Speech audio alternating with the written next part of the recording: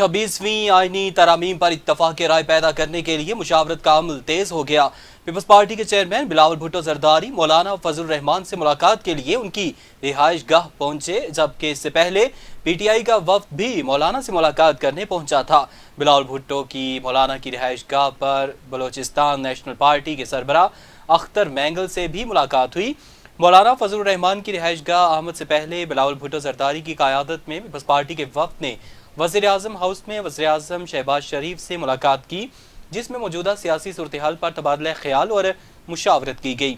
उधर डिप्टी वज़ीर-ए-आज़म इसहाक डार और वफाकी वज़ीर दाखिला मोहसिन नकवी भी मौलाना फजल रहमान के घर पहुंचे और जहां आईनी तरामीम के मामले पर मुशावरत की जाएगी।